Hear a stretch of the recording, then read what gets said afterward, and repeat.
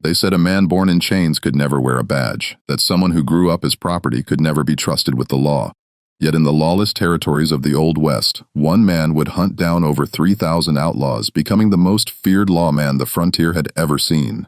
The criminals thought it was a joke at first. Word spread through saloons and hideouts that a black deputy marshal was riding into Indian territory. A former slave, they whispered, as if that alone made him weak. They laughed over whiskey, betting on how long he'd last before running back to civilization. Some boasted they'd be the ones to put him in the ground, but those same outlaws would soon meet a man who moved through the wilderness like a ghost, who could track a killer across 100 miles of nothing, and who never ever gave up. And by the time the dust settled, Bass Reeves would have a reputation that made hardened criminals surrender without firing a shot. Imagine yourself in 1875. The Civil War had ended a decade earlier, but the scars remained deep. Across the American frontier, chaos ruled. Indian Territory, what would later become Oklahoma, was a vast expanse of rough terrain where federal law barely existed. It was a refuge for the worst outlaws the nation had to offer. Murderers, horse thieves, bootleggers, and gangs who knew that crossing into the territory meant escaping the reach of most lawmen. The land stretched for thousands of square miles. Thick forests, rolling plains, river crossings that could turn deadly in a heartbeat. There were no roads, no towns in most places, just scattered settlements and Native American nations trying to maintain their own sovereignty. While criminals ran wild through their lands, for marshals, it was a death sentence of an assignment. Many refused to go. Those who did often didn't come back. The outlaws had every advantage. They knew the land, had networks of sympathizers, and could disappear into the wilderness for months. A lawman riding alone into that territory was prey. The statistics told a grim story. In the decade before Bass Reeves put on a badge, dozens of deputy marshals had been killed in Indian Territory, shot from ambush, murdered in their sleep, or simply vanished into the wilderness, never to be found. Their families waited for news that never came. Their badges were returned to Fort Smith in sealed envelopes. So when Judge Isaac Parker took over the federal court in Fort Smith, Arkansas, he faced an impossible task. His jurisdiction covered 74,000 square miles of the most dangerous land in America. To put that in perspective, it was larger than the entire state of Missouri. And within those 74,000 square miles, violence was the only law that mattered. He needed deputies who could survive out there. Men who were tough, resourceful, and absolutely fearless. Men who wouldn't fold under pressure or be bought off by the criminals they were supposed to catch. Judge Parker was a complex man, stern, uncompromising. He would later become known as the hanging judge because of the number of men he sentenced to death.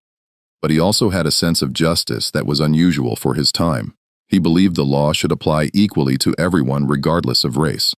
That belief would lead him to make one of the most controversial decisions of his tenure. That's when someone suggested Bass Reeves. The suggestion likely came from someone who knew Indian Territory well.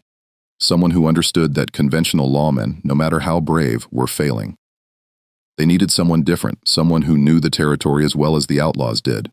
Someone who couldn't be intimidated or corrupted. And Judge Parker, despite the protests of those who said a former slave had no business wearing a badge, made a decision that would change the history of American law enforcement. The protests were loud and immediate. "You can't give a badge to a colored man," some said. "The outlaws will never respect him."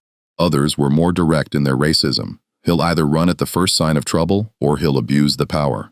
The assumptions were thick, built on decades of prejudice that said black men were inferior, incapable of authority, unfit for responsibility. Judge Parker listened to the objections, then ignored them. He'd made his decision. Picture the man himself. Bass Reeves stood over 6 feet tall, powerfully built, with eyes that seemed to see through lies. His hands were huge, capable of breaking a man's grip or handling a rifle with delicate precision. He moved with a quiet confidence that came from years of surviving in places where weakness meant death. When he spoke, his voice was deep and measured. He never raised it unless necessary. And when he did, men listened. He was born into slavery in 1838 in Arkansas, the property of a man named George Reeves. His early years were spent in bondage, performing whatever labor his owner demanded. But even then, those who knew him noticed something different. He was sharp, observant, and possessed an almost supernatural ability to read people and situations. While other enslaved people kept their heads down, young Bass watched and learned.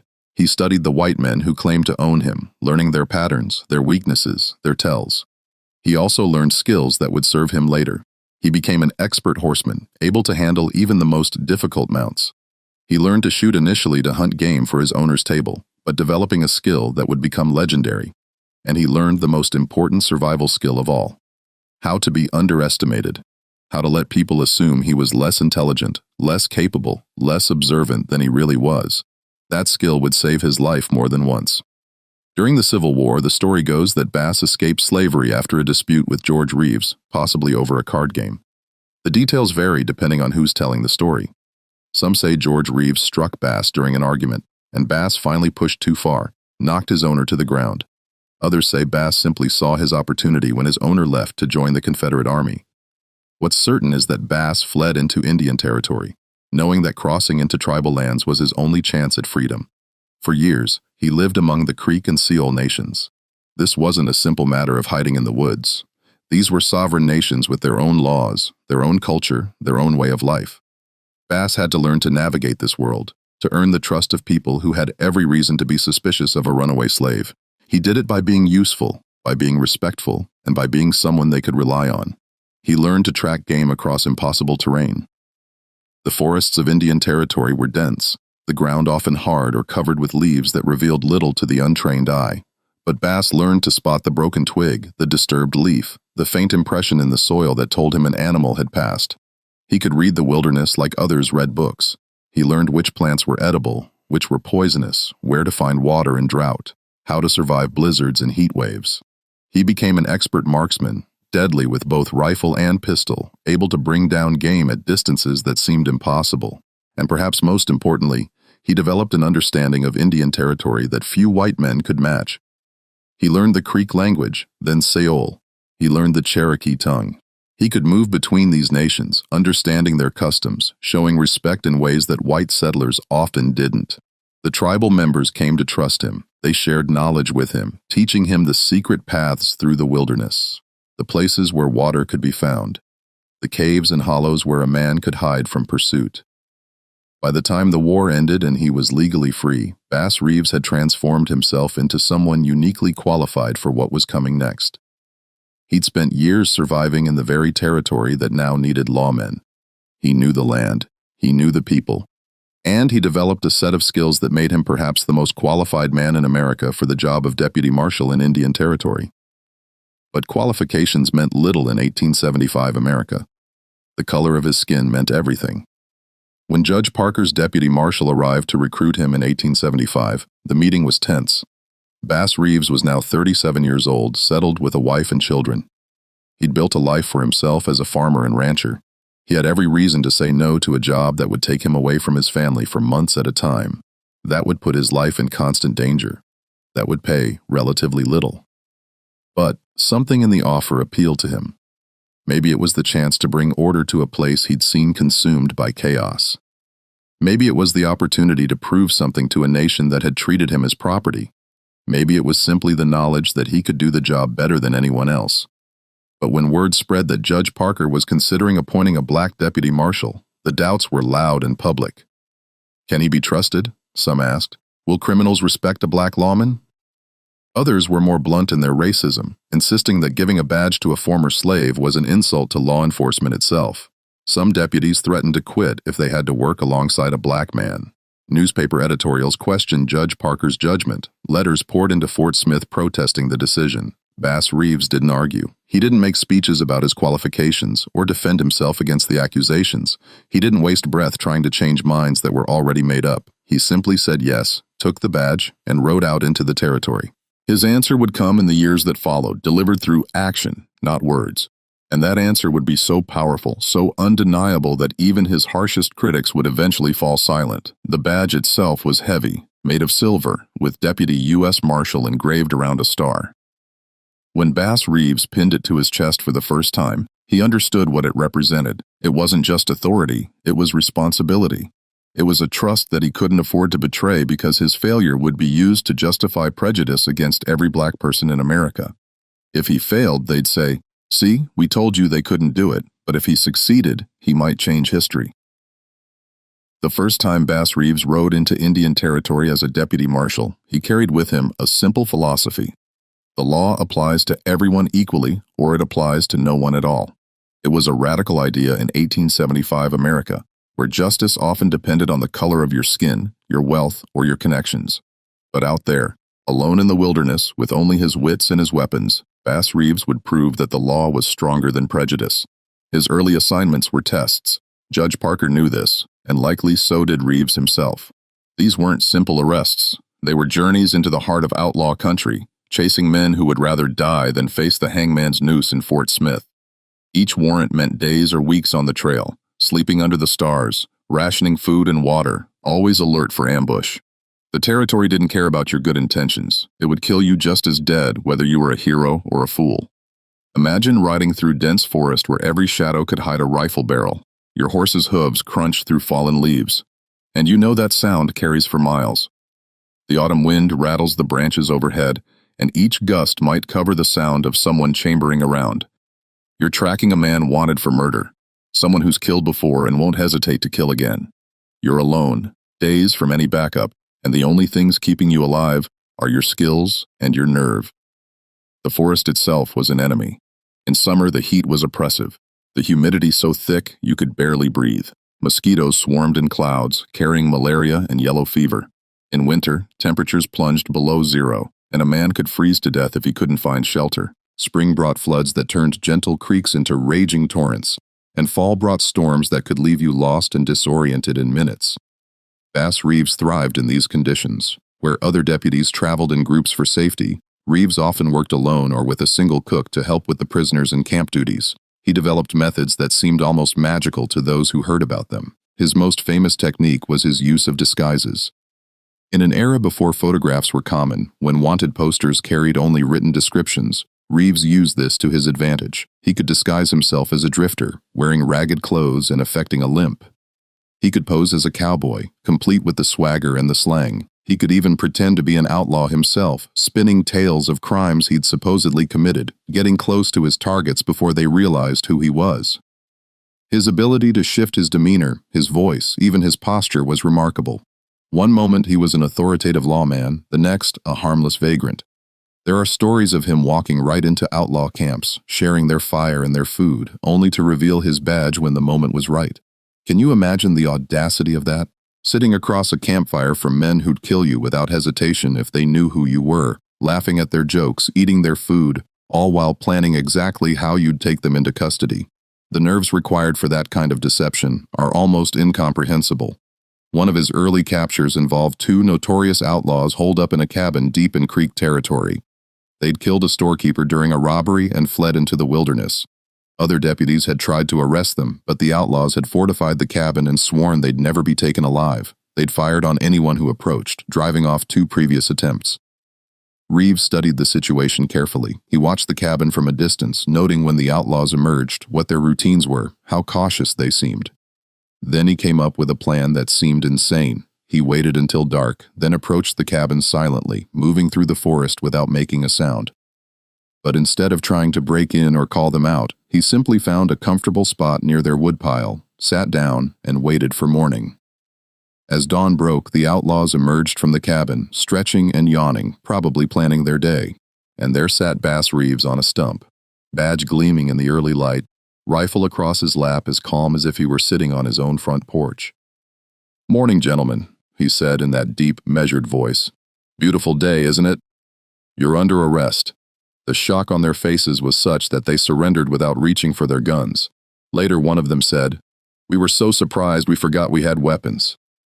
And by the time we remembered, we realized that if we went for them, we'd be dead before we cleared leather." But not every arrest was so clean. The territory was unforgiving, and the men he hunted were desperate. There were shootouts in the darkness, bullets whizzing through the air, the muzzle flash of rifles lighting up the night. There were chases across swollen rivers, Reeves urging his horse into water that could easily sweep them both away. There were confrontations where a split second meant the difference between life and death, where the man who hesitated was the man who died. Reeves was quick with his weapons, impossibly accurate. Stories circulated about his marksmanship. They said he could shoot a man's hat off at 100 yards. They said he could hit a running target in the dark. Some of these stories were probably exaggerated, but the core was true. Bass Reeves was one of the finest shots on the frontier, but he never killed unless he had no choice. His job was to bring outlaws back alive to face trial. Judge Parker would handle the rest. Still, the skepticism followed him everywhere. When he returned to Fort Smith with prisoners, some lawmen muttered that he'd gotten lucky. Others claimed his arrests wouldn't hold up, that criminals would never respect the authority of a black deputy, that it was only a matter of time before he failed. But the prisoners themselves told a different story. They spoke of Reeves with a mixture of fear and grudging respect. He's not like other lawmen. One captured outlaw said, "He doesn't give up ever, and he knows the territory better than we do, which shouldn't be possible, but it is." The numbers began to speak louder than prejudice. While other deputies struggled to make a handful of arrests a year, Reeves consistently brought in multiple prisoners per trip. His warrant success rate was extraordinary. Other deputies might return empty-handed half the time. The warrants unserved because they couldn't find the suspect or the situation was too dangerous. Reeves almost never came back without his man. Judge Parker took notice. More importantly, the outlaws took notice. In the saloons and hideouts of Indian Territory, Bass Reeves became a name spoken in hushed tones. At first, there was mockery, jokes about the colored marshal who thought he could catch white men. But that mockery faded fast, replaced by weariness, then fear.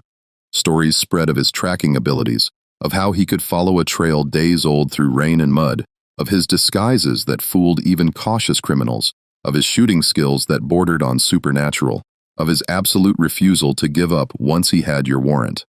Men who had laughed at the idea of a black deputy marshal now told each other, "If Reeves is on your trail, you might as well turn yourself in. He'll get you eventually. Might as well save yourself the trouble of running." Some outlaws, hearing that Reeves had their warrant, left the territory entirely, preferring to take their chances elsewhere rather than face him. A few of the smarter ones simply surrendered to other deputies, knowing that at least then they'd be taken in without the weeks of being hunted through the wilderness.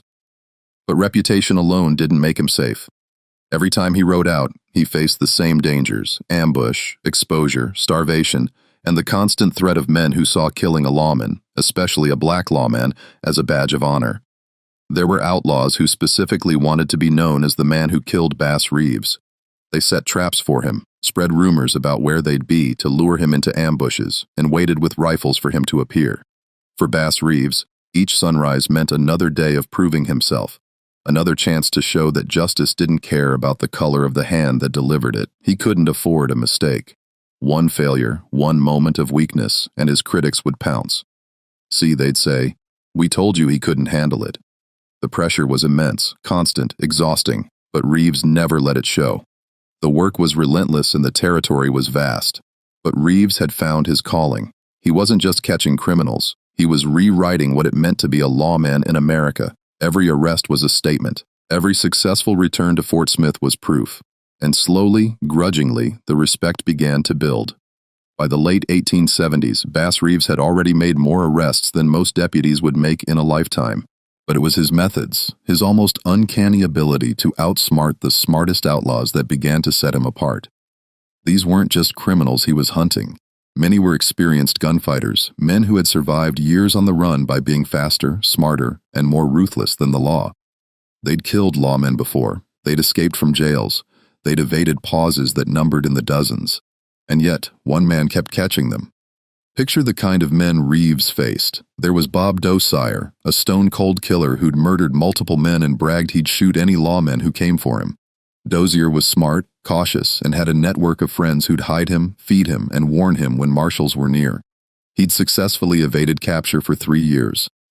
There were the Brunter brothers, a gang that terrorized Creek settlements, burning homes, stealing livestock, and killing anyone who resisted. They operated like a military unit, always armed, always watching. There was Greenleaf, a notorious outlaw who knew every hiding spot in the territory and had a reputation for vanishing into thin air when lawmen got close. These men didn't fear the law. They'd evaded capture for years, living free while less careful criminals swung from Judge Parker's gallows. But Bass Reeves had something they didn't expect: patience, strategy, and a willingness to become whatever he needed to be to get his man. He understood something fundamental about criminals. They expected lawmen to act a certain way, to approach openly, to demand surrender, to use force when necessary. Reeves did none of those things predictably. One story stands out from this period, illustrating his methods perfectly. Reeves received a warrant for 2 outlaws hiding deep in the territory. They were staying with their mother in a remote cabin, and word was they'd shoot anyone who approached. Other deputies had tried and been driven off by rifle fire. One had been wounded. The outlaws felt safe. They knew lawmen would have to approach across open ground, giving them plenty of time to take aim. Reeves studied the problem for days. He talked to people who knew the area, learned about the family, understood the layout of the land. Then he made a decision that seemed insane. Instead of approaching as a lawman, he would approach as someone in need. He disguised himself as a vagrant, wearing tattered clothes that looked like they hadn't been washed in months. He dirtied his face, affected a limp as though injured, and even carried a broken walking stick. He looked like a man at the end of his rope. He approached the cabin alone, unarmed, or so it appeared. The weapons were hidden carefully under his ragged coat. He called out in a weak voice that he was lost and needed water. Inside the cabin, the outlaws and their mother, Music, heard him. They were suspicious, of course, but what they saw was a harmless, injured black man who looked like he could barely stand. Not a threat. The outlaw's mother came out first, cautious but sympathetic. Reeves played his part perfectly, thanking her profusely, his voice cracked and desperate. He asked about the nearest town, claimed he'd been robbed and left for dead. He spun a tale of woe that was just believable enough. She invited him to rest on the porch, brought him water, even offered him some food. Reeves sat there for hours talking, charming her with stories, never once letting his guard down, but never showing a hint of his true purpose. He talked about his fictitious family, about the hard times, about trying to find work. He made himself sympathetic, harmless. When her sons finally emerged, curious about the stranger, they saw only a harmless drifter. They relaxed. That's when Reeves made his move. In one smooth motion, he revealed his weapons, his badge, and his purpose. "Gentlemen," he said, his voice suddenly firm and authoritative, "you're under arrest. You can come peacefully, or we can do this the hard way, but you're coming with me." The outlaws were so shocked, so completely caught off guard that they surrendered without resistance. Later, one of them said, "I never saw it coming. One minute he's a broke-down old man, the next he's a deputy marshal with a gun in each hand.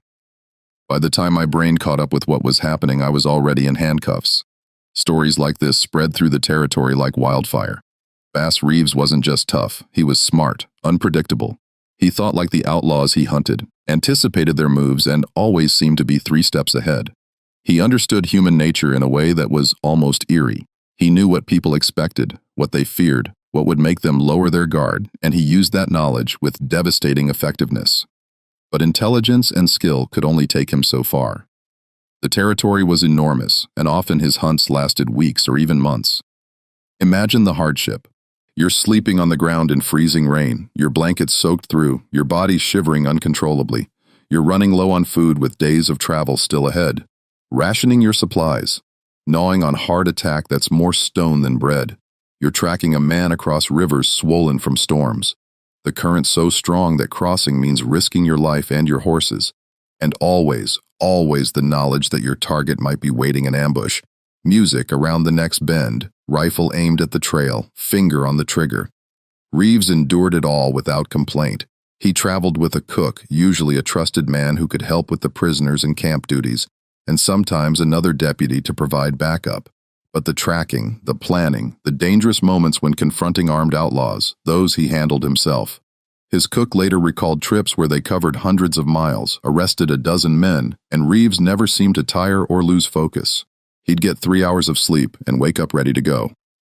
The cook said, "I've seen him track a man for 3 days straight without rest, without food, just water and determination." There were close calls that would have killed a less skilled or less lucky man. Once, while approaching a wanted man's hideout, Reeves was shot at from cover. The bullet tore through his hat so close to his skull that he felt the heat of it passing. He dove from his horse, rolled behind a tree, and took cover. Then he waited. Hours passed. The sun climbed, then began to set. The outlaw probably thought he'd scared Reeves off, that the deputy had retreated to find help. But Bass Reeves didn't retreat. As darkness fell, Reeves moved. Silently, carefully, he circled around to where he estimated the shooter was hiding. The outlaw had stayed in position, rifle ready, watching the trail. He never saw Reeves coming from behind. The first he knew of it was when Reeves's voice cut through the darkness. "Drop the rifle slowly. You so much as twitch wrong and you're dead." The outlaw froze, then carefully laid down his weapon. When asked later why he didn't try to fight, he said, "I knew if I moved, I was dead." That man moves like smoke. You don't see him, don't hear him, and then he's right behind you. Another time, Reeves tracked 3 outlaws for 2 weeks across brutal terrain. These weren't amateurs. They were experienced men who evaded lawmen before. They knew he was following them. The word had spread that Bass Reeves had their warrants, and they tried everything to lose him.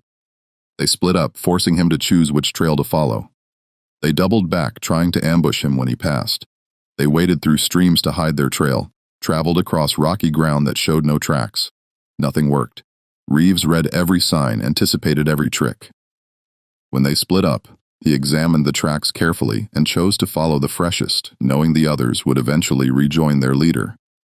When they doubled back, he spotted the disturbed brush where they'd left the trail and avoided their ambush.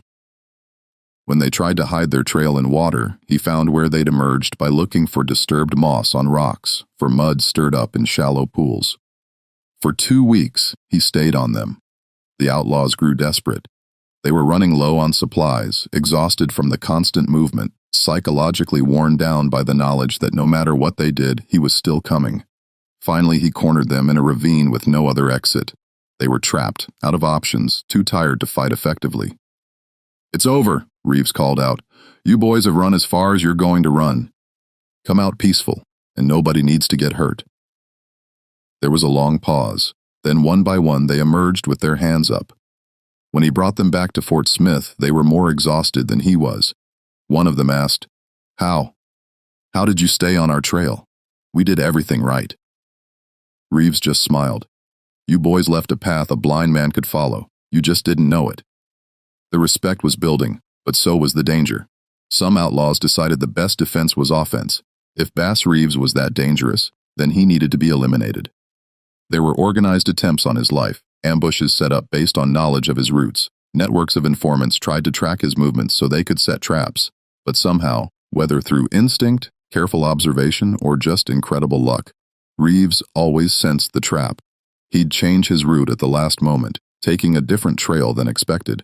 Or he'd approach from an unexpected direction, circling wide and coming in from an angle no one anticipated, and the ambushers would find themselves staring down his rifle instead of shooting him from cover. "It's like he can smell danger," one frustrated outlaw said. "You set up the perfect ambush, and he just doesn't show up where he's supposed to be." His reputation began to affect how criminals operated. Some fled the territory entirely when they heard Reeves had their warrant. They'd rather take their chances in Texas or Kansas than face him in Indian territory. Others tried to negotiate before he even arrived, sending messages through intermediaries offering to surrender to a different deputy. A few, the smart ones, simply turned themselves into local marshals rather than wait for Bass Reeves to come hunting. Back at Fort Smith, Judge Parker relied on Reeves more and more. While other deputies complained about the difficulty of certain assignments, muttered about warrants being impossible to serve, Parker knew he could give those warrants to Reeves and expect results. The courtroom became familiar with the sight of Bass Reeves walking in with a string of prisoners, men who'd been considered uncatchable until Reeves went after them. The other deputies' attitudes began to shift. At first, many had been hostile, refusing to work with him, making their prejudice clear. But as the years passed and Reeves kept succeeding where they failed, kept surviving when others died, the hostility turned to grudging acceptance, then respect. They might not invite him for drinks, might not socialize with him off duty, but when they needed help with a particularly dangerous warrant, more than one deputy swallowed his pride and asked Bass Reeves for assistance. But the cost was mounting. Years of hard living in the wilderness took their toll. The constant danger wore on him, though he never showed it. He'd been shot at more times than he could count, had been grazed by bullets on several occasions, had taken a knife wound in one confrontation that left a scar across his ribs. His hands, once smooth, were now calloused and scarred. His face, weathered by sun and wind and cold, showed the years of exposure. And there was always the knowledge that one mistake, one moment of bad luck, could end everything. Still, Bass Reeves pressed on. Each arrest was a small victory against chaos. Each outlaw brought to justice was proof that the law could work, even in the most lawless places, even delivered by a man born into slavery. And each time he returned safely to Fort Smith, he defied the expectations of those who'd said a former slave had no business wearing a badge. The work was far from over. The territory still teemed with outlaws, and Reeves's reputation only made the most dangerous ones more music, determined to be the man who finally brought him down. But by the early 1880s, one thing was clear. Bass Reeves wasn't just a deputy marshal. He was becoming a legend.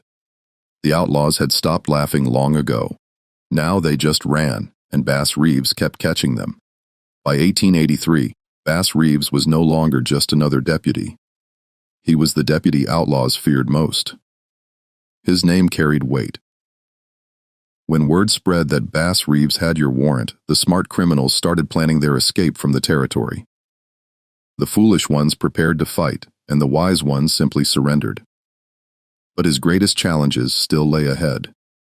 Cases that would test not only his skills as a tracker and lawman, but his character itself, his integrity, and his commitment to the principle that had guided him from the beginning.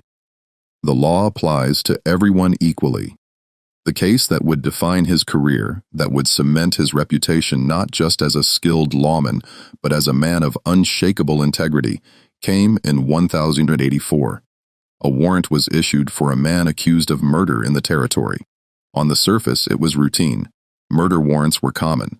Bass Reeves had served hundreds of them. But this one was different. This one carried a name that made his blood run cold. William Reeves, Bass Reeves's own son. The details of the crime were serious. William had gotten into an altercation with his wife. In the heat of anger, the situation had escalated to violence, and his wife had died from her injuries. There were witnesses, there was evidence, and now there was a warrant with his name on it. The news hit Fort Smith like a thunderbolt. Deputies gathered in small groups, whispering, speculating.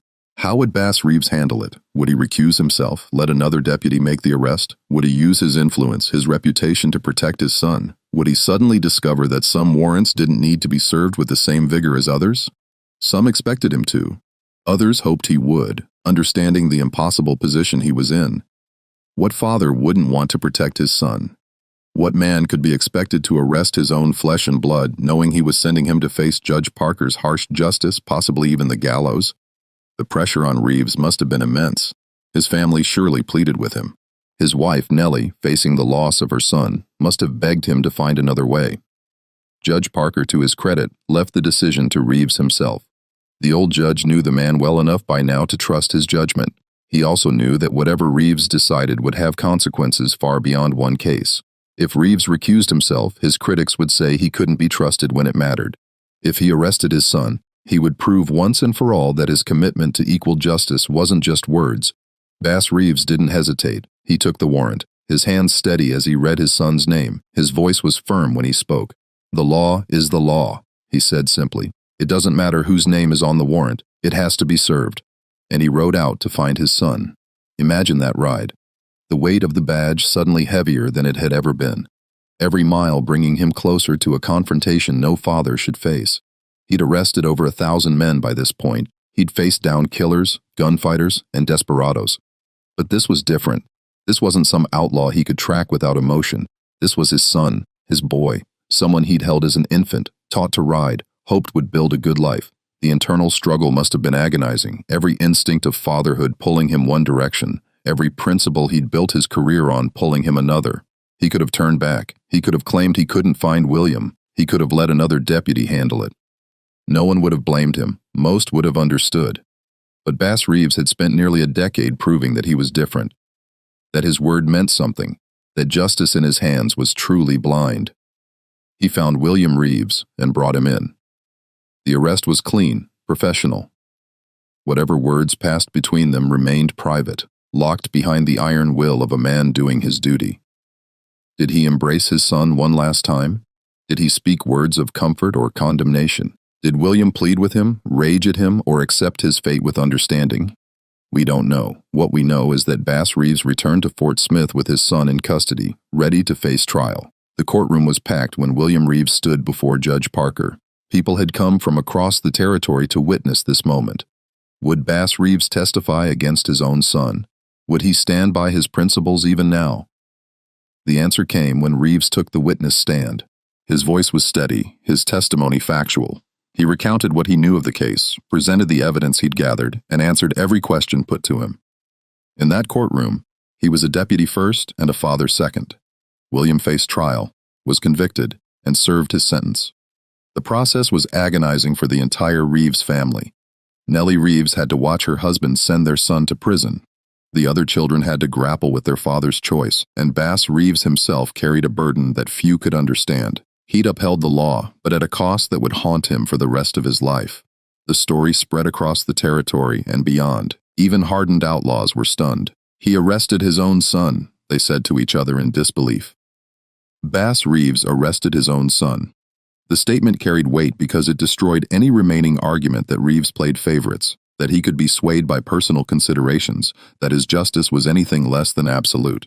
If Reeves would arrest his own flesh and blood, then no one was above the law, not friends, not family, not anyone.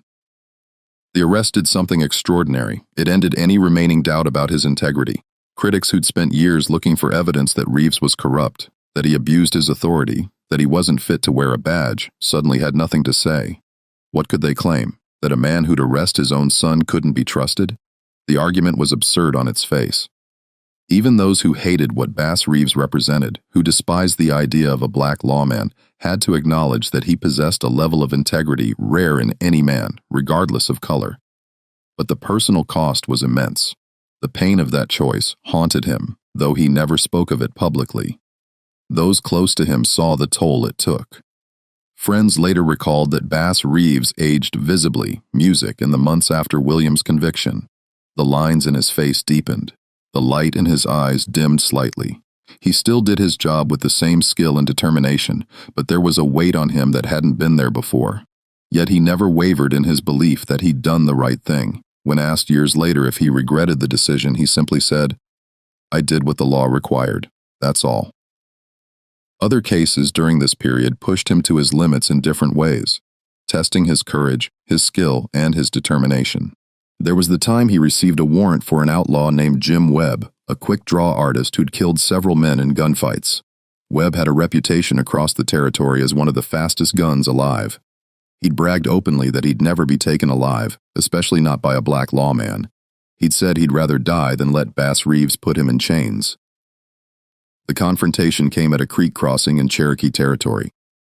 Reeves had been tracking Webb for 3 days, following a trail that led deeper into the wilderness. He knew Webb was dangerous, knew the man wouldn't surrender peacefully, but the warrant had to be served. That was the job. When Reeves finally caught up with Webb, the outlaw was watering his horse at the creek, unaware that he'd been found. Reeves called out from cover, his rifle aimed at Webb's back. "Jim Webb, you're under arrest. Don't reach for your weapon." For a moment, time seemed to freeze. Webb's hand was near his pistol. He had to make a choice, surrender or fight. And in that split second, Webb made the wrong choice. His hand moved toward his gun. Both men fired almost simultaneously. The crack of gunfire echoed across the creek. Webb's shot went wide, kicked off by his quick draw that sacrificed accuracy for speed. Reeves's bullet struck Webb in the chest, the impact spinning him around before he fell into the shallow water of the creek. Reeves approached cautiously, rifle still aimed, but it was over. Webb was dead before he hit the ground. It was one of the rare times Reeves had to kill a man he was trying to arrest, and it weighed on him. He'd given Webb every chance to surrender. He'd called out, identified himself, given clear instructions. But Webb had chosen violence, and Reeves had responded with the skill that had kept him alive for years. When he brought Webb's body back to Fort Smith, he filed a detailed report explaining exactly what had happened. Judge Parker reviewed it and cleared Reeves of any wrongdoing. It was a clean shoot, justified under the circumstances, but Reeves took no pride in it. He'd wanted to bring Webb in alive, to let the law decide his fate. Violence was always the last resort. Then there was the pursuit of the Brunner brothers, a case that would test Reeves's patience and determination like few others. The Brunner gang had terrorized the territory for years. 5 brothers, all skilled with weapons, all willing to kill without hesitation. They'd murdered, robbed, and burned their way across Creek and Seol lands. They were smart, well-armed, and had successfully evaded every lawman sent after them. Multiple posies had tried to capture them. All had failed. Judge Parker gave their warrants to Bass Reeves. "I need these men brought in," Parker said. "They're making a mockery of the law. If anyone can get them, it's you." Reeves studied the case carefully. He talked to witnesses, examined crime scenes, built a profile of how the brothers operated. They moved constantly, never staying in one place more than a few days. They had a network of supporters who provided them with supplies and warnings. and they'd proven willing to fight any lawman who got too close. Reeves tracked them for months, not continuously, but persistently. Whenever he got a lead, he followed it. Whenever someone reported seeing the gang, he investigated slowly, patiently. He pieced together their patterns, their habits, their hiding places. He learned that they favored certain areas, that they tended to return to familiar territory after their raids, and he began to predict where they'd go next. The final confrontation came when Reeves located their hideout in a fortified position with clear sight lines in every direction. The brothers had chosen well. Any assault would be suicide. They'd see attackers coming from hundreds of yards away and cut them down with rifle fire. It was why previous posies had failed. They'd tried direct approaches and been driven off with casualties, but Bass Reeves didn't try a direct approach. Instead, he watched for 3 days. He observed their movements from concealment, noting when they emerged from their hideout what their routines were when they seemed most relaxed. He saw that they posted guards, but that those guards grew less vigilant at night, tired after long days of watching. And he noticed that in the hours just before dawn, when exhaustion was at its peak, the camp was at its most vulnerable. On the 4th night, Reeves made his move. He approached silently through the darkness, moving with infinite patience. Each step was carefully placed to avoid snapping twigs or rustling leaves. It took him hours to cover the distance that could be walked in minutes, but speed wasn't the goal. Silence was. By the time the eastern sky began to lighten with the first hint of dawn, Bass Reeves was in position. He waited until full light, until the brothers were stirring, emerging from their shelter. Then he revealed himself, rifle ready, positioned so they couldn't all draw on him at once. "Federal Marshal!" His voice rang out. "You boys are surrounded. Throw down your weapons and surrender." It was a bluff. He wasn't surrounded, but the brothers didn't know that. And the shock of finding a lawman inside their perimeter, when they'd been certain they were safe, broke their will to fight. One by one, they dropped their weapons. By noon, all 5 Brunter brothers were in chains, captured without a shot fired. When Reeves brought them back to Fort Smith, the story spread like wildfire. The Brunter gang, uncatchable for years, taken by one man through patience and strategy. The brothers themselves seemed almost dazed by what had happened. When asked how Reeves did it, one of them shook his head. "We had the perfect setup. No one should have been able to get close to us, but he did it anyway. That man's not human." Stories like this became part of the Bass Reeves legend. His methods became textbook for law enforcement, though he never wrote them down. He worked from instinct, experience, and an almost preternatural understanding of human nature. He could look at a crime, music scene and reconstruct what happened, seeing details others missed. He could interrogate a witness and know immediately if they were lying, reading their body language, their tone, the small tells that betrayed deception. And he could track a fugitive across terrain that left other deputies baffled, following signs so subtle they seemed like magic. There was also his famous shooting ability. Stories circulated across the territory of Reeves, hitting targets at incredible distances, of shooting guns out of outlaws' hands without killing them, of never missing when it mattered. Some of these stories were exaggerated over the years, growing in the telling, as legends do. But the core truth remained. Bass Reeves was one of the finest marksmen on the frontier. One story that was verified by multiple witnesses involved a shooting demonstration at Fort Smith. Some deputies, skeptical of the stories they'd heard, challenged Reeves to prove his skill. They set up tin cans at progressively longer distances, 50 yards, then 100, then 200. Reeves methodically knocked them all down, barely seeming to aim. Finally, someone placed a can at 300 wilded, a distance at which most men couldn't even see a target clearly. Reeves took his time, judged the wind, adjusted his stance, and fired. The can flew into the air. The watching deputies fell silent. There was nothing more to say, but perhaps his greatest weapon was something simpler than shooting skill or tracking ability: his word. When Bass Reeves gave his word, it was iron. He never broke a promise, never went back on an agreement. If he promised safe passage to someone who helped him, that person was protected, even if it complicated his case. If he said he'd bring a man in alive, he did everything in his power to make it so. And if he told an outlaw there was no escape, it was the truth. This reputation for absolute honesty had practical benefits. Informants trusted him, knowing he'd keep his word about protecting their identities. Witnesses cooperated, believing he'd follow through on his promises. And sometimes, outlaws surrendered to him rather than other deputies because they knew Reeves would treat them fairly, would get them to Fort Smith alive, and would testify truthfully about their cooperation if they provided it. By the mid-1880s, his arrest count had climbed past 1,000. 1,000 outlaws brought to justice by one man. The number was staggering, almost incomprehensible. Other deputies in Indian Territory might make 50 or 100 arrests in their entire careers, and they'd be considered successful. Reeves had already eclipsed them tenfold, and he was nowhere near finished. He was in his late 40s now, an age when most lawmen were thinking about retirement, but he showed no signs of slowing down. The respect he commanded transcended race in ways that were extraordinary for that era. White outlaws who'd grown up in a society that told them they were superior to black men found themselves outwitted, outfought, and arrested by Bass Reeves. The cognitive dissonance must have been intense. How could a black man, supposedly inferior, consistently outsmart and outperform them? Some went to their executions still grappling with that question, their worldview shattered by the reality of Bass Reeves. One condemned killer standing on the gallows at Fort Smith was asked if he had any final words. He looked out at the crowd and said, "I want everyone to know Bass Reeves is the finest lawman I ever encountered. He was fair, he was honest, and he was better at this job than any 10 white men."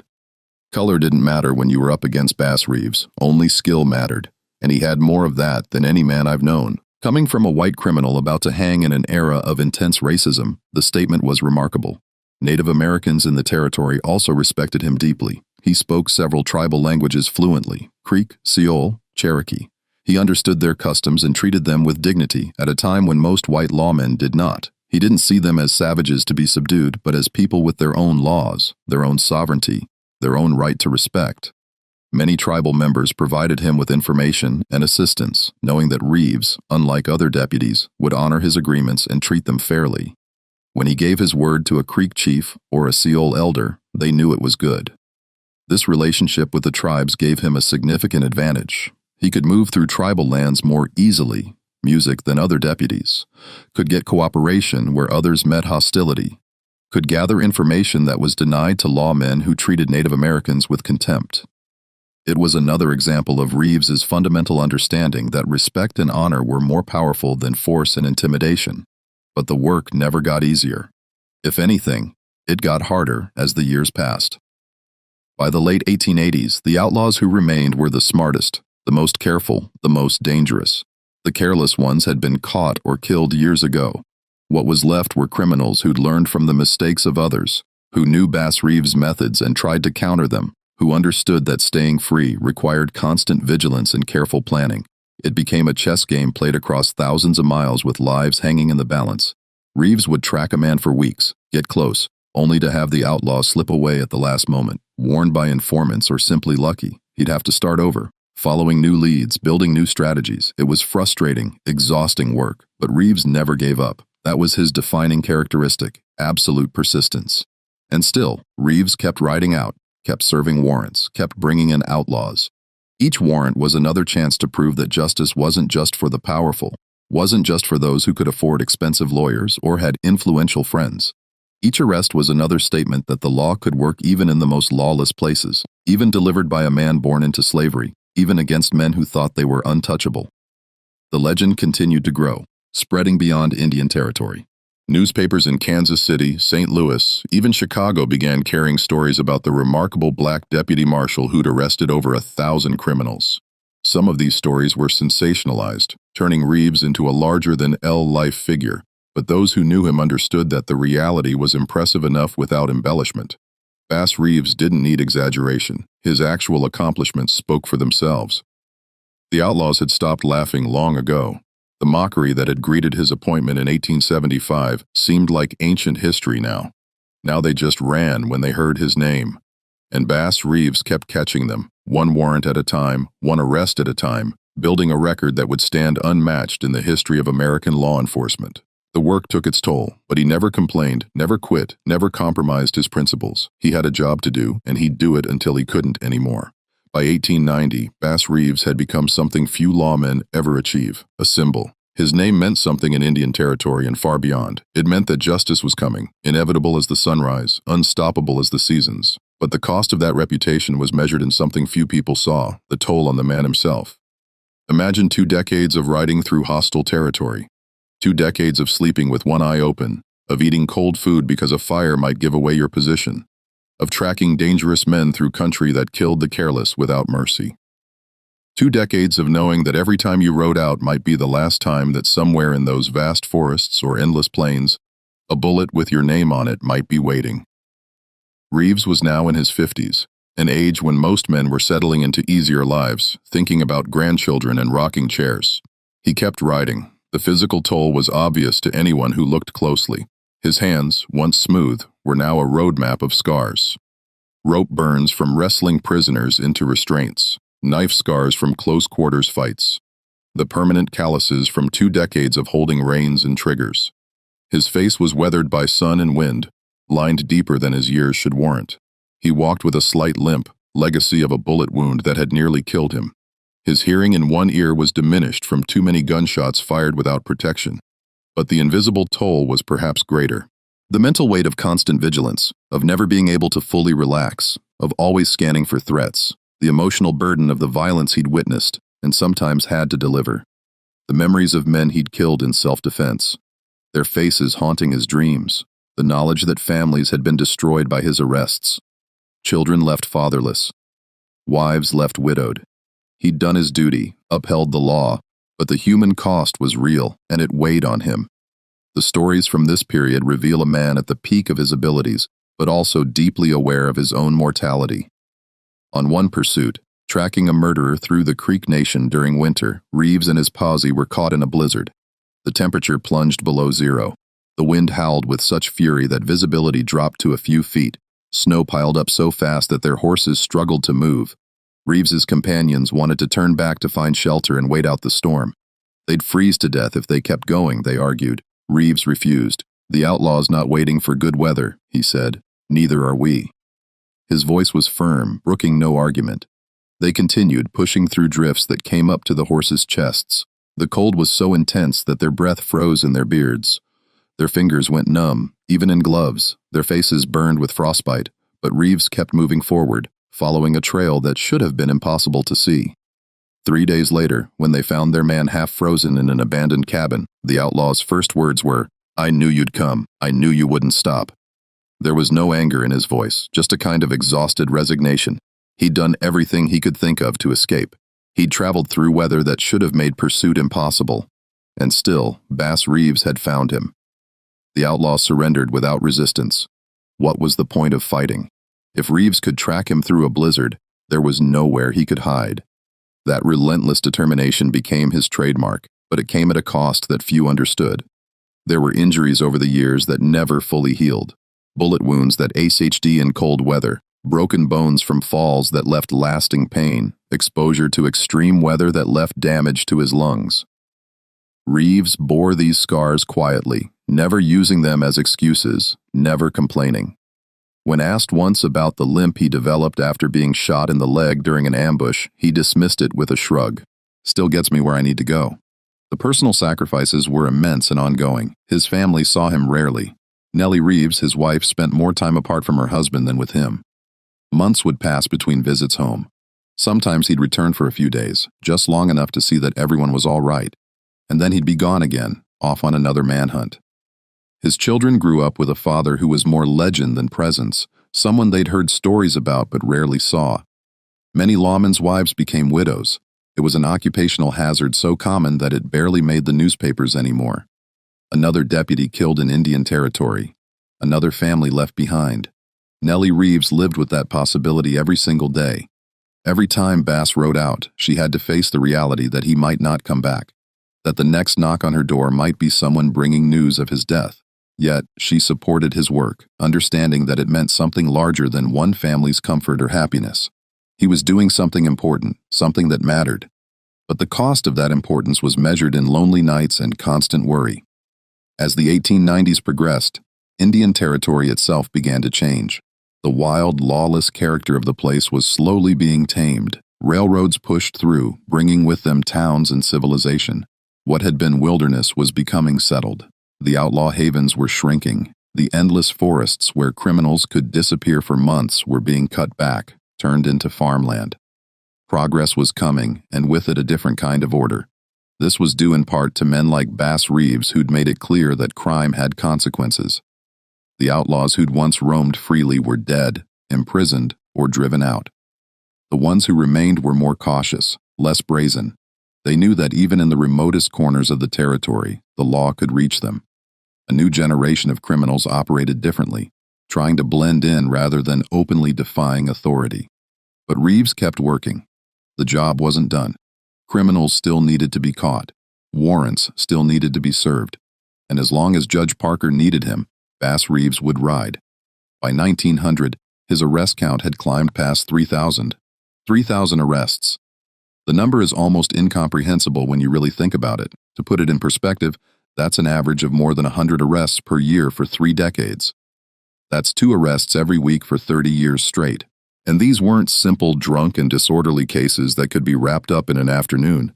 These were murderers who had to be tracked across hundreds of miles, horse thieves who knew every trick for covering their trail, bootleggers with elaborate operations and networks of supporters, violent criminals who required weeks of careful investigation and dangerous confrontations. Each arrest represented days or weeks of hard work, of danger, of skill. The total represents a career so remarkable that it strains belief. To understand the magnitude, consider that the entire Fort Smith Marshal Service with dozens of deputies working the territory averaged around 200 arrests per year total. Bass Reeves, working alone or with one partner, was personally responsible for more than half that number in many years. He wasn't just good at his job, he was operating at a level that others couldn't match. The new century brought new challenges and uncertainties. Oklahoma was moving towards statehood, and with that came changes in law enforcement. The jurisdiction of Judge Parker's court was shrinking as the territory was carved up and reorganized. The old system of federal marshals in Indian Music Territory, the system under which Reeves had operated for over 2 decades, was being phased out. For the first time in his adult life, Bass Reeves faced uncertainty about his future. Would there be a place for him in the new order, or would statehood mean the end of his career? Judge Isaac Parker, who had been Reeves's patron and supporter for so long, died in 1896. His death was a blow to Reeves personally and professionally. Parker had believed in him when few others did, had given him the chance to prove himself, had stood by him through controversies and criticism.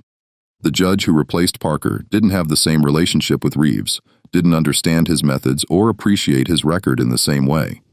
In 1907, Oklahoma finally became a state. Indian territories ceased to exist as a separate entity, incorporated into the new state. The old system of federal marshals was dissolved completely.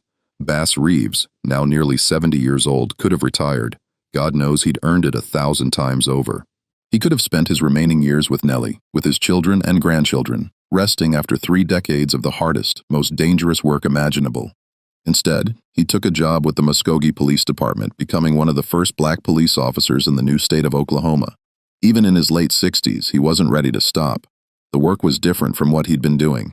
City police work lacked the high drama of his days hunting outlaws through the wilderness. There were no more month-long tracking expeditions, no more sleeping under the stars, no more confrontations with desperate criminals in remote cabins. Now it was walking a beat, enforcing city ordinances, dealing with drunks and thieves and domestic disputes. But Reeves brought the same discipline and integrity to the work. He patrolled his assigned district with the same attention to detail he'd brought to tracking outlaws. He enforced the laws fairly, treating everyone with equal dignity, regardless of their race or station. And he became a respected, even beloved figure in Muskogee. People who met him on the street, not knowing his history, saw only an elderly black policeman doing his job. But those who knew his story, who understood what he'd accomplished, saw a living legend walking among them. Children in particular seemed drawn to him. He'd stop to talk with them on his rounds, asking about their school, their families. He'd tell them stories, carefully edited versions of his adventures, emphasizing the importance of honesty and hard work. Do the right thing, music, even when it's hard, he'd tell them. Especially when it's hard. That's when it matters most. For the black children of Muskogee, Bass Reeves was proof that they could aspire to something greater, that the color of their skin didn't have to limit what they could achieve. He worked for the Muskogee police until 1909 when age and illness finally forced him to stop. He was 71 years old and had given nearly 35 years to law enforcement, a career unmatched in its scope and impact. When he turned in his badge for the last time, it marked the end of an era. The Wild West was truly over. The frontier was closed, and Bass Reeves, the greatest lawman that Frontier had produced, was finally retiring. His final year was difficult.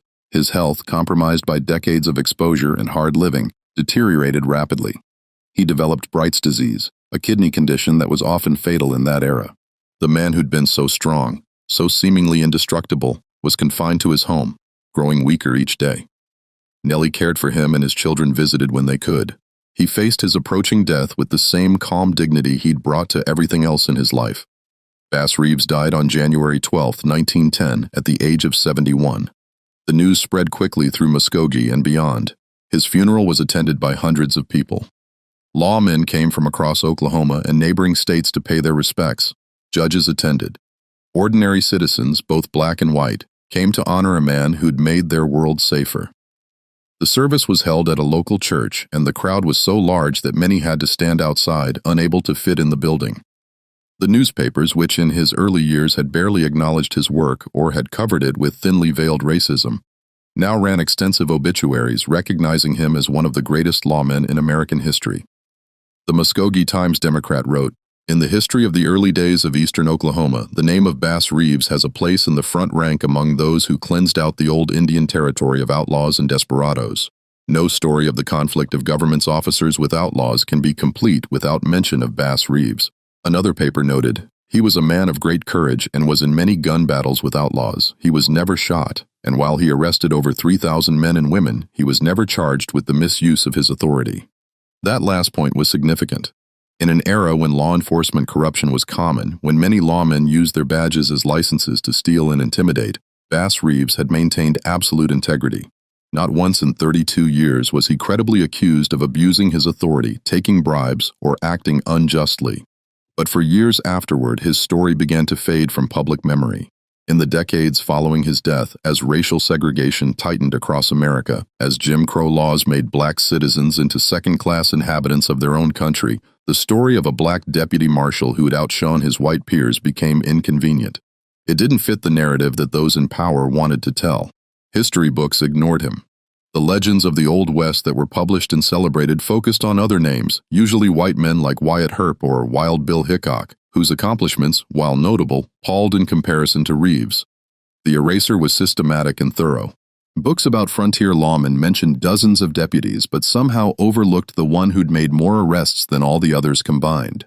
Museums displayed artifacts from famous marshals, but had nothing from Bass Reeves. Movies and television shows about the Old West featured countless white lawmen, but never the black deputy, who'd been the most effective of them all. For generations, American children learned about Billy the Kid and Jesse James. But Bass Reeves' name was unknown to them. It would take decades, nearly a century, before historians began to recover his story, to recognize what he'd accomplished and restore him to his rightful place in American history. The work of rediscovery began slowly in the 1960s and 70s as African-American historians sought to uncover the forgotten stories of black achievement. They found Bass Reeves in old court records, in dusty newspaper archives, in the fading memories of elderly residents who remembered the stories their grandparents had told them. Gradually, the truth emerged. This wasn't a minor figure or an interesting footnote. This was arguably the greatest lawman of the frontier era, perhaps of any era. His arrest record stands unmatched and likely unmatchable. His integrity was absolute. His skill was legendary even among those who'd witnessed it firsthand. And his impact on American law enforcement on the very concept of equal justice reverberates still. Today, we know the truth. Bass Reeves wasn't just a good deputy marshal who happened to be black. He was the standard by which all other lawmen should be measured. His career demonstrates what's possible when skill, determination, and integrity combine. His life proves that excellence transcends the arbitrary categories society tries to impose. And his legacy challenges us to examine our own assumptions about who gets to be a hero, whose stories deserve to be told, and what real justice looks like. The moral of Bass Reeves' story cuts to the heart of what justice means and what character requires. When he was born in 1838, the law declared him property, something to be bought and sold like livestock. When he put on a badge in 1875, many said he wasn't qualified to enforce that same law. They said a former slave couldn't be trusted with authority, couldn't command respect, couldn't uphold the very system that had once enslaved him. But Bass Reeves understood something profound, something that his critics couldn't grasp. The law isn't about who wears the badge, it's about whether that badge is worn with honor. Every time he rode into Indian territory, he carried more than warrants and weapons.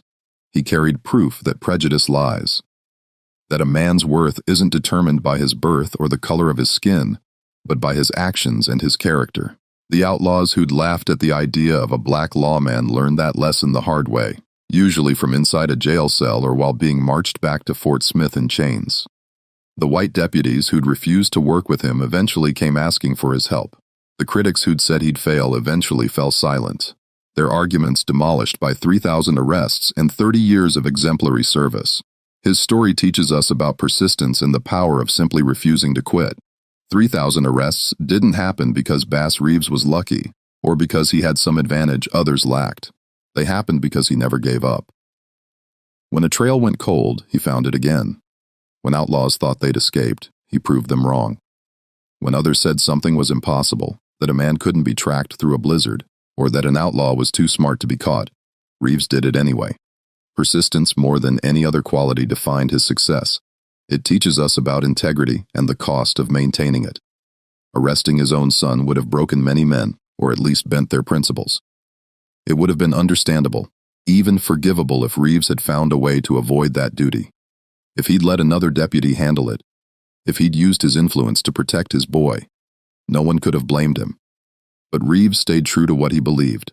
The law applied to everyone equally, even when enforcing that principle tore his heart apart. That kind of integrity is rare in any era, in any field. It's the kind of integrity that can't be faked or compromised, that either exists in someone's core or doesn't exist at all. And it teaches us about the quiet dignity of simply doing your job well without seeking glory or recognition. Bass Reeves didn't write memoirs bragging about his exploits. He didn't seek fame or try to profit from his reputation. He didn't make speeches about equality or justice or the rights of Black Americans. He just kept riding out, kept bringing in outlaws, kept proving through action that he belonged. In the end, his record spoke louder than any words could have. The numbers, the documented arrests, the testimony of those who'd worked with him told a story that couldn't be denied or argued away. There's something deeply moving about his life when you really contemplate it. A man born into slavery who became the embodiment of justice. A man dismissed and doubted at every turn, who became the most feared and respected lawman on the frontier. A man who could have become bitter about the prejudice he faced, who could have used his authority to settle scores or prove points, but instead channeled everything into excellence and fairness. He could have been angry. God knows he had reason to be. But instead, he was just relentlessly, undeniably excellent at his job. Think about what that means for us today. We all face doubt from others or from within ourselves. We all encounter people who underestimate us based on surface judgments, who assume they know our capabilities without ever seeing what we can do. We all hit obstacles that seem insurmountable, challenges that appear designed to make us fail. Bass Reeves shows us the answer isn't in arguing or complaining or demanding that others change their minds. It's in the work itself. Do it so well that doubt becomes irrelevant. Prove it through consistency and integrity until respect becomes inevitable. When the outlaws stopped laughing, when the skeptics went quiet, when even those who hated what he represented had to acknowledge his greatness, Bass Reeves had won something more valuable than fame or wealth. He'd won truth. The truth that character matters more than circumstances. That justice is colorblind when practiced by the just. That one person armed with principle and determination can change how the world sees what's possible. His legacy lives on in ways both visible and invisible. In the obvious sense, it lives in the history books that are finally being corrected and expanded to include his story. In the museums that now display artifacts from his career, in the statues and memorials that have been erected in his honor in Oklahoma. In 2013, Bass Reeves was inducted into the Texas Trail of Fame. There are schools named after him now, buildings that bear his name. The U.S. Marshal Service has honored him as part of their history, recognizing him as one of the greatest deputy marshals ever to serve. But his legacy lives on in deeper, more important ways, too. It lives in every lawman who takes the oath seriously, who understands that the badge isn't a license for power, but a responsibility for service. It lives in music, Every officer who treats all citizens with equal dignity, regardless of their race, wealth, or status. It lives in every person who believes that justice should be blind to everything except the facts. That the law should apply equally to everyone from the richest to the poorest, from the most powerful to the most vulnerable. His story has inspired countless people who face their own barriers, their own doubters, their own mountains that seemed impossible to climb. Civil rights activists pointed to Bass Reeves as proof that Black Americans had always contributed to building this nation, had always been capable of excellence in any field they were allowed to enter. When people said that Black officers couldn't be trusted with authority, historians could point to Bass Reeves and ask, then how do you explain 3,000 arrests over 30 years without a single credible accusation of corruption? His life also serves as a mirror reflecting uncomfortable truths about American society. How many other Bass Reeves were there? How many talented, capable Black Americans were denied opportunities because of the color of their skin? How much poorer is our history because their stories were never recorded or were deliberately erased? Bass Reeves succeeded despite enormous obstacles, but how much more could he have achieved without those obstacles? And how many others, equally talented but perhaps less fortunate, never got the chance to show what they could do? The eraser of his story for so many decades is itself a lesson. It shows how history gets written by those in power, how narratives get shaped to serve certain interests, how inconvenient truths get buried. The story of Bass Reeves was inconvenient to those who wanted to maintain racial hierarchy, who needed to believe that white men were inherently superior. So his story was allowed to fade, deliberately forgotten, left out of the official histories. The fact that we're only now, more than a century after his death, truly recognizing his accomplishments is a testament to how deeply prejudice can distort our understanding of the past. But there's hope in the recovery of his story too. It shows that truth has a way of surfacing eventually, that excellence, real excellence, can't be hidden forever, that the work of historians and truth seekers can recover what was lost and restore what was taken. Bass Reeves's story was nearly lost, but it wasn't. It survived in fragments, in old records, in fading memories, in the persistent work of those who knew it mattered. And now it's being told again, passed on to new generations who need to hear it. Think about the specific lessons his life offers us. First, there's the lesson about preparation. Bass Reeves didn't become the greatest lawman on the frontier by accident. He spent years learning the skills he'd need. Years living in Indian territory, learning the languages, understanding the land, years practicing with his weapons until his marksmanship became legendary, years developing the patience and strategic thinking that would make him so effective. When his opportunity came, he was ready, not lucky. Ready. Second, there's the lesson about integrity as a strategic advantage. Reeves's absolute honesty wasn't just a moral choice, though it certainly was that. It was also a tactical advantage because he always kept his word. Informants trusted him because he treated everyone fairly. Witnesses cooperated with him because he never broke promises. Even outlaws knew they could trust certain things he said. His integrity made him more effective at his job, not despite being the right thing to do, but because it was the right thing to do. Third, there's the lesson about the power of consistency. Reeves wasn't just good occasionally or in certain situations. He was excellent all the time in every case for 3 decades. That consistency is what built his reputation, what made him legendary. Anyone can have a good day or pull off one impressive feat. Reeves did it again and again and again until even his harshest critics had to acknowledge his skill. Consistency over time is more powerful than any single achievement. Fourth, there's the lesson about choosing your battles. Reeves could have spent his energy fighting against the prejudice he faced, arguing with every person who doubted him, demanding respect before earning it. Instead, he focused on the work. He let his actions speak for him. He didn't waste time on arguments he couldn't win through words when he could win them through deeds. That doesn't mean prejudice should be ignored or that people shouldn't fight against it. But it does mean there's wisdom in knowing when to engage directly and when to simply prove people wrong through excellence. Fifth, there's the profound lesson about duty and sacrifice.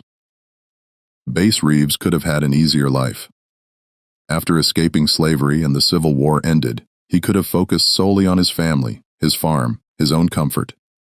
Taking the badge meant choosing a path of constant danger, long separations from loved ones, and enormous personal cost.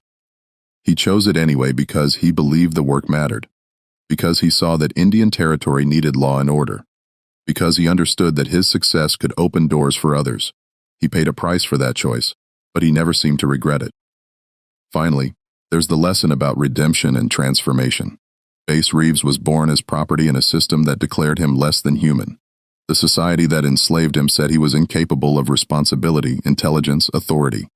But he took that same system's laws and used them as a force for justice. He became an agent of the very government that had once allowed his enslavement. Some might see that as ironic or even tragic, but perhaps it's better understood as transformative. He helped transform what the law could mean, who could enforce it, and how it could be applied fairly. His story challenges us to ask difficult questions. When we look at our own society today, who are we underestimating? What talented people are we overlooking because they don't fit our preconceptions? What Bass Reeves of our generation is being denied opportunities because of prejudice, whether based on race, gender, class, or some other arbitrary category? And what are we losing as a society when we let prejudice limit human potential? The story also reminds us that change is possible but often slow and hard one. Bass Reeves didn't end racism by becoming a great lawman. Black Americans continued to face discrimination long after his death, continued to be denied basic rights, continued to be treated as second-class citizens. His individual excellence, as remarkable as it was, couldn't single-handedly transform society, but it did crack the foundation of prejudice. It did prove something important. It did inspire others, and it did leave a legacy that we can build on. There's something almost mythic about his life when you step back and look at the arc of it. Born into slavery in 1838, escaped to freedom during the Civil War, lived with Native American tribes, learning their ways, became a deputy marshal at 37, spent 3 decades hunting outlaws across Indian Territory, made over 3,000 arrests, never charged with corruption or abuse of authority, lived to see Oklahoma become a state, died in 1910 having witnessed the transformation of the Wild West from lawless frontier to settled civilization. It's the kind of story that Hollywood would invent if it weren't already true. And perhaps that's part of why his story was forgotten for so long. It almost seemed too good to be true. A former slave who became the greatest lawman of his era, who arrested his own son to uphold the law, who disguised himself to infiltrate outlaw gangs, who tracked criminals through blizzards and across hundreds of miles, who never lost a gunfight when he had to draw his weapon. It sounds like fiction, but it's not. It's documented history, verified through court records, newspaper accounts, and the testimony of hundreds of people who knew him or encountered him.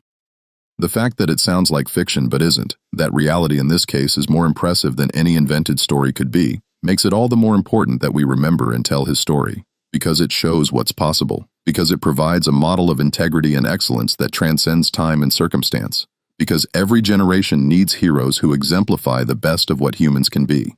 So, what can we take from the life of Bass Reeves as we face our own challenges today?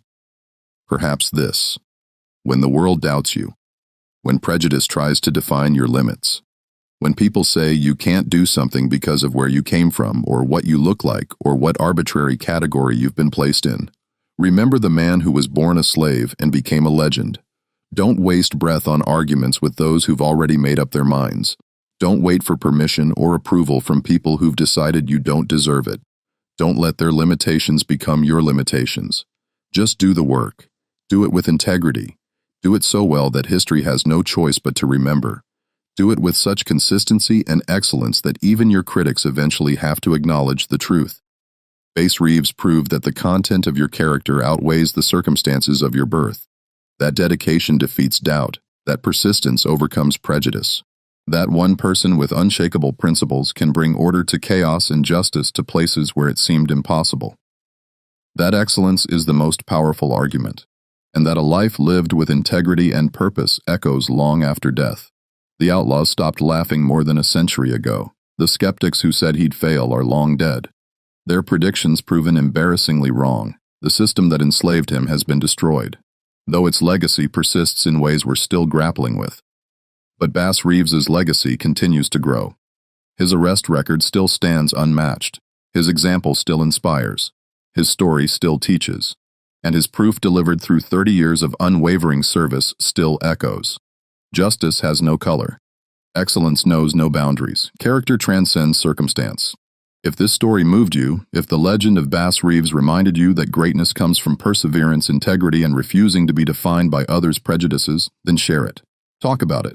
Make sure his name isn't forgotten again. Tell it to young people who need to know that barriers can be overcome, that excellence is the answer to doubt, that one person really can make a difference. Make sure the children growing up today, especially those who face their own doubters and barriers, know about the man who was born into slavery and became the greatest lawman of his era.